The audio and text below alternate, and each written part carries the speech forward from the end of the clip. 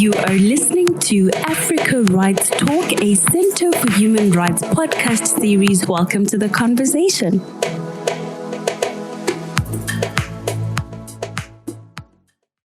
Hi, everyone. My name is Koliwe Majama. I am going to be your host for this podcast series that's produced by the Center for Human Rights. And the title of the podcast series is Africa Rights Talk. Now we're going to be looking at the topic of access to the internet and internet governance in Africa. And to join us on the podcast this morning, we have two fellows from this year's Media Fellowship Program, Amina, Idris, and Bulanda, Nkhowani. I would like to welcome you both. So I think to start off the conversation, we will begin by looking at the revised Declaration of Principles of Freedom of Expression and Access to Information in Africa, which in revising the African Commission on Human and People's Rights added a new section that's looking at freedom of expression and access to information in Africa. And they added a section that looks specifically at the internet. And one of the interesting sections or parts in that new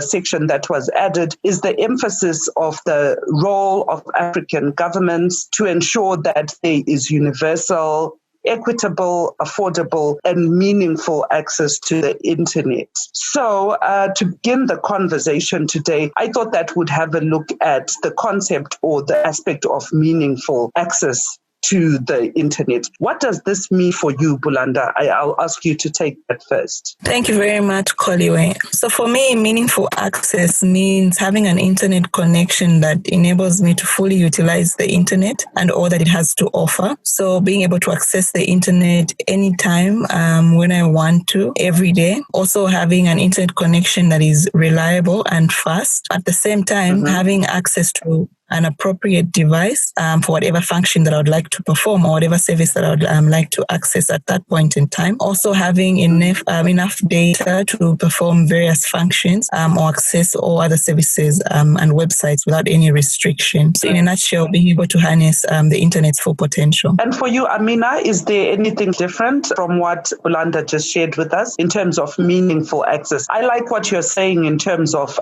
just being able to access the internet without interference. But the issue that you speak about in relation to having access to data is also a more socio-political or even economic, issue in terms of the reality of Africans. So I just want to find out from you, Amina, if this is what you think of meaningful access as well. To me, meaningful internet connectivity comprises of at least these four features. I think Bulanda mentioned them, but let me just mention them.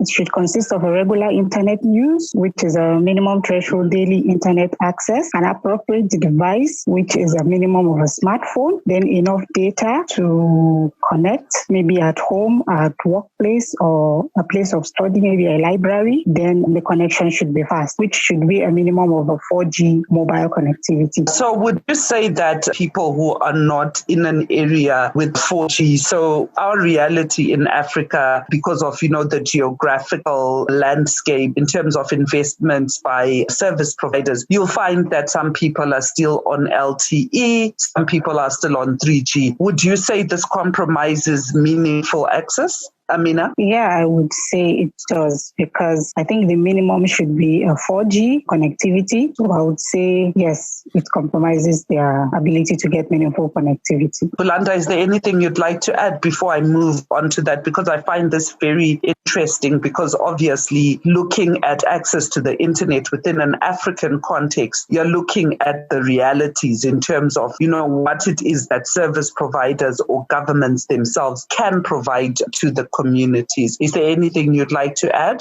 Maybe just to agree with Amina in terms of, anything below 4G shouldn't even be considered as meaningful access. The internet has advanced so much. There are now various services and functions that with anything less than 4G, you really don't get a very good experience. So yes, I would like to agree with Amina on that. Yeah, but one would argue that if you don't know any better in terms of if I'm stuck in rural Kenya and I have access to 3G and I don't know that I can access anything better, the utility of the internet for me at that time is adequate. But that's a conversation for another day. So I'll move on to the next question. I just wanted to also find out your feelings or perceptions around the new call for an increase in connectivity in the digitally excluded communities, what they call the community network. So there's this huge call on the continent for the licensing of alternative connectivity for more marginal communities that we were talking about in terms of geographically, but also in terms of viability for the private sector, where they feel that they don't actually make much within those constituencies. So what would you say would be the two most prominent regulatory challenges that could face community network in the countries that you are from? So I'm looking at the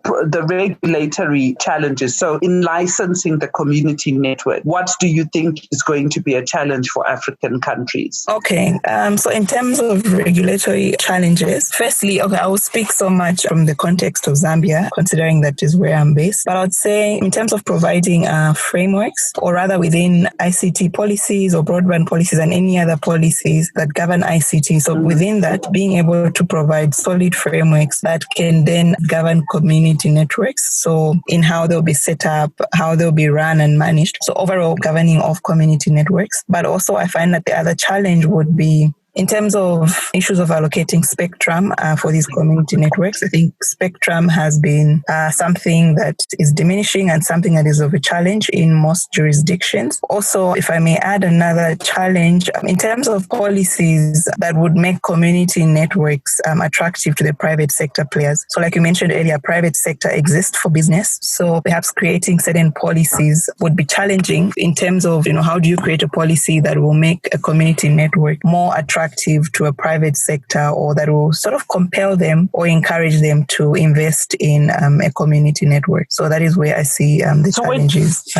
So when you were talking about spectrum, is this in terms of just transparency around the available spectrum, or is it in terms of just proper use of the spectrum? What exactly are you talking about in terms of the spectrum? Okay, so I'm more inclined to the latter. So more in terms of proper use of this spectrum, considering spectrum is something that is constantly diminishing. So being able to properly allocate this either to community networks or to other services that rely on these networks. So really just identifying and prioritizing community networks within the many private that need to utilize this spectrum. Right. And for you, Amina, I think that I would ask you to take maybe looking at, operationally, what do you think that the challenges would be for a community network to operate within an African context, and specifically in the country you're from, if you do have any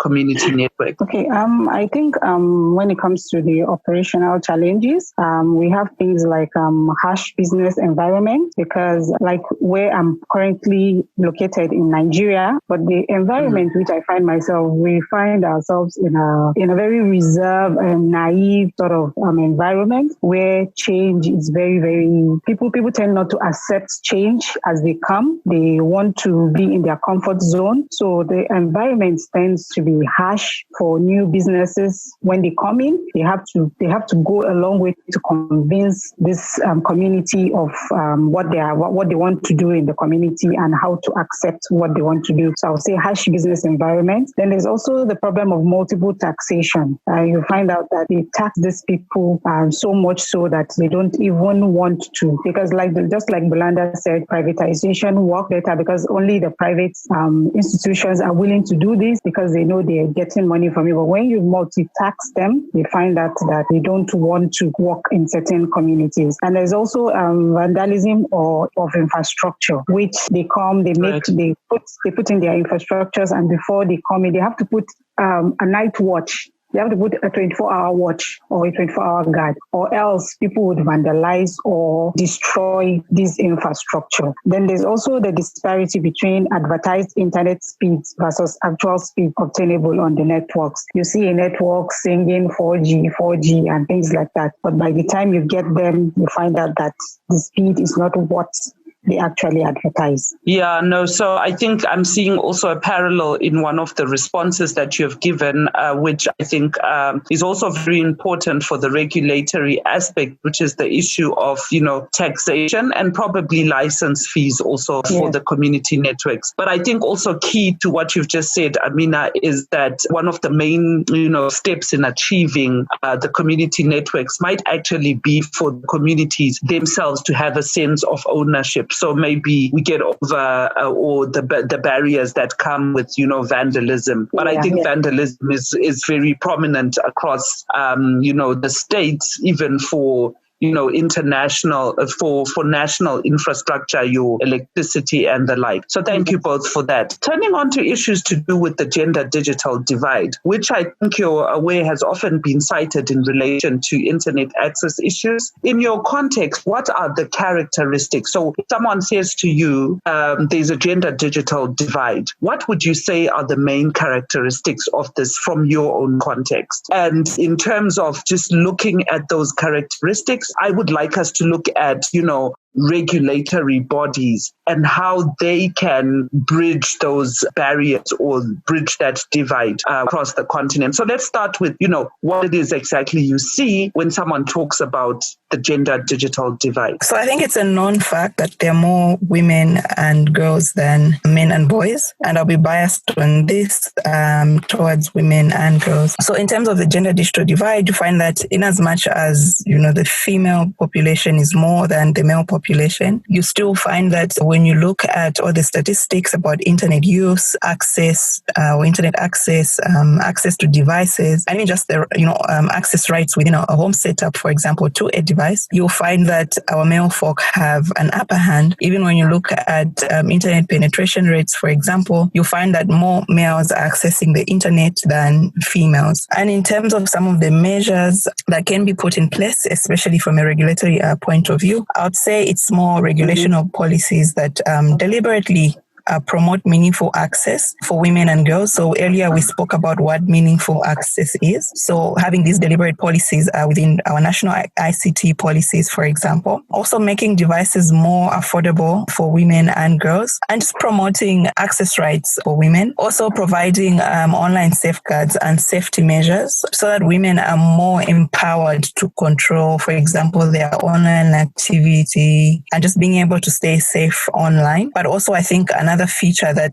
we see increasingly coming up these days is online gender-based violence, which manifests in many forms. So there's a lot of cyberbullying, cyber stalking, trolling, revenge porn, and many other vices online that you find sort of discourage women and girls from taking up technology and accessing the internet. So this calls for more also awareness raising on the internet and the potential that it has for women, and just dispelling some of these negative notions. One example that I can give is that in some communities, there are these notions where they would say, okay, only a boy should own a phone. So a woman who owns a smartphone or any other phone is a prostitute. So just being able to dispel some of these negative notions. But also I'd like to see more of gender disaggregated data, especially on how women are accessing the internet, how women are using the internet, also their access to devices, and so on and so forth. And I think that last point that you mentioned is very important, because as much as we get all these quarterly reports from different states, they are not sex disaggregated. I'll turn to you, Amina. Is there anything that you would like to add to that, especially in terms of, the regulatory, measures that can be taken in states to address some of these gaps that are there in terms of access to the internet by women and men and boys and girls? This is actually a topic very close to my heart, because I work in digital inclusion, and I have tons and tons of stories to tell about gender divide, why we have less girls in digital space compared to the boys. Just like Bulanda mentioned, it comes down to the device. Most of our African homes we find out that we don't feel the need for a girl to own a digital device, because it's like, what is she learning online? What is she going to? It should be a boy thing. So I don't know if we have another time to talk about this, but I would love to share stories of some of our girls with you. So how do we bridge this digital divide gap? Technology and the internet can be a great enabler for girls, but a lack of opportunities, skills, and a fear of discrimination prevents many from using and creating digital tools and online content. So I think to achieve gender equality, girls and young women need equal access to technology, digital training, and to be safe online. Just like Bulanda mentioned, there are revenge porn, there are gender violence online. So we need to provide a safe space for girls online. Then we can also increase digital literacy. We can provide operational incentives to information and communication technology entities. We can develop relevant and local content in addition to telecommunications infrastructure. Then we can also encourage and establish cyber clubs for girls. And then the schools, we can start from the schools, because the school is the first place where we can make it, we can show these girls what they can do with digital technology. So I think we can start from the school and then move on. Yeah, thank you both. And I see a lot of emphasis around safety, discrimination, which I also think is a more social, just like the socialization where women continue to be seen as lesser beings, but also remain very vulnerable in society. So I think also maybe just emphasizing that maybe it's also time to get community-based organizations to start looking at, digital rights or access to the internet for girls from that angle. So thank you both very much. We're getting to the end of the set of questions that I have for you, but it would be unbecoming of me not to speak to you around internet shutdowns on the African continent. And what we continue to see is that there's a continuous imposition, whether it's partial, like we've just been witnessing what happened in Nigeria. We are also seeing blanket shutdowns over long periods. But I would be interested to find out from you as media fellows, what you think can be done to change the trend. And by the trend, I mean there seems to be an attitude by African governments not to firstly hold each other accountable. Secondly, a lot of responses come from the ordinary citizens themselves. And even at regional level, we are not seeing any action. What do you think can be done? I'll start off with you, Amina.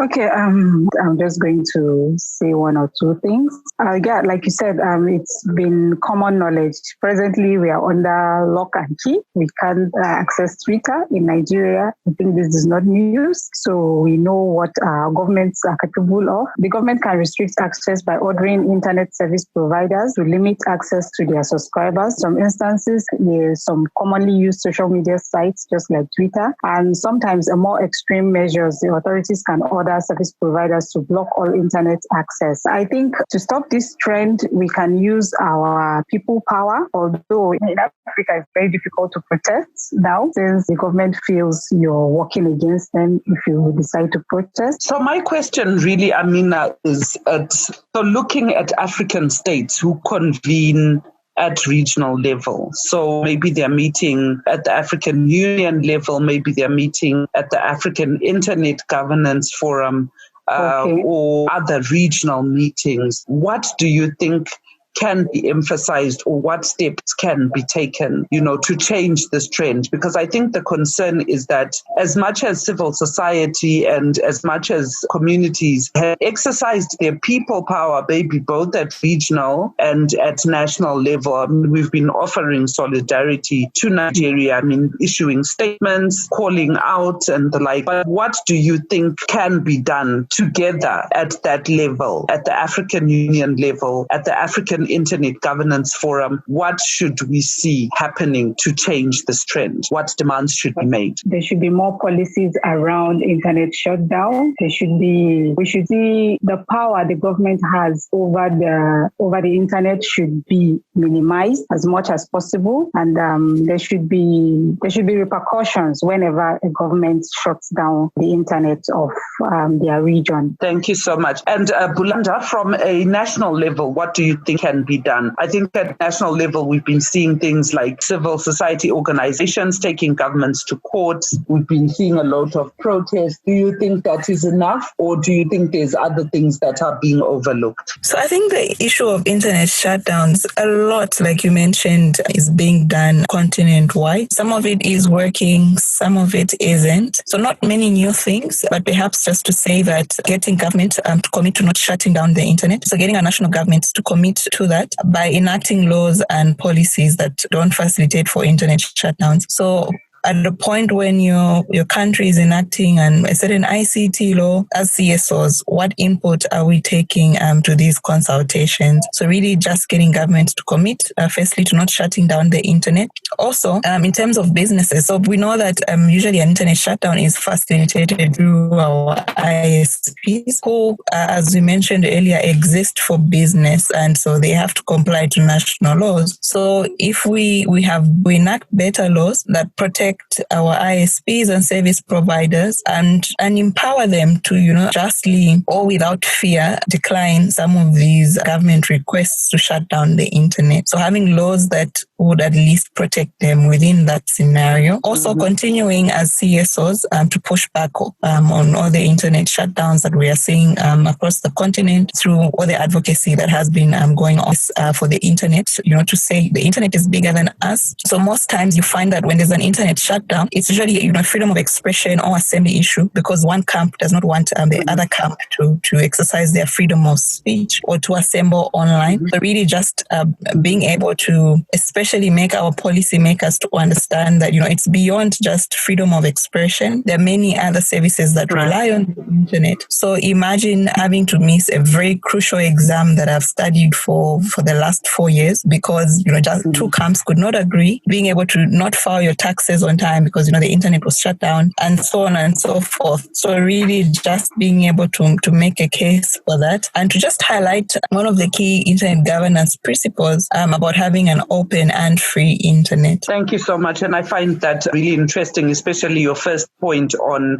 getting governments to commit. And I think that worked at some point in Nigeria before your election. Must have been Nigeria's election in, I can't remember, 2-3 years back. There were proactive demands for government not to shut down, and that seemed to actually work. We also had a similar experience in Zimbabwe. At some point, it must have been the 2018 election, where, civil society proactively made demands to the Minister of ICT. So that seems to work. But thank you both for the responses to that. And so to close the show, I would really like us to speak to, our reality on the African continent of a third wave of the COVID-19 pandemic. We're beginning to see that governments are reintroducing stricter measures in terms of, just the travel. We're seeing cut down or limit in the number of people that can convene face to face. And also, just like more social places like the bars, restaurants. And also very key is also the cutting down of the number of people who can operate face to face for essential service, but also the requirement for everybody to start working virtually online. I wanted to find out from you that based on our past experience of the height of the COVID pandemic last year in March, what do you think government and service providers can do to ensure that this wave of the pandemic does not become a further barrier for key populations and also ordinary citizens to access critical information over the internet? So I'll start with you, Amina. For the first lockdown, I think the government wasn't really prepared because there were lots of mistakes, ups and downs. So I would encourage the government to network, collaborate, share and learn from successful practices and mistakes to build better and more effective public services for future pandemics and crises. They can sustain development of responsible, responsive, accountable, and people-focused leadership in public sector institutions. The COVID-19 pandemic has shown that during uncertain and fluid times, resolved, people-focused, calm, credible, trusted leadership is required. So I think they can also provide financial resources for pandemic and crisis before they happen. Information should be readily available at our fingertips. on where to get preventive measures, where to get the vaccines, where to get proper health care. I think. So the reality, though, I like what you're raising in terms of, just like public services being more efficient and proactive in issuing information. But you haven't spoken to the issue of access in terms of access by the citizen. Do you think anything can be done to make sure that information that is public information, they can afford to access it over the internet? Okay. Is there anything? The government can do jingles on radios and television. They can make posters for those who are not on the net. They can make billboards to pass information. And we can come down to the local level. We can do door-to-door information passing. We can go to people's houses and pass this information to them. And the information should just be readily available. Like, actually, where I'm from, we listen to the radio very, very well. I think it's the first line of information. So the government can really make use of the radio stations to play out jingles and pass out information to their community.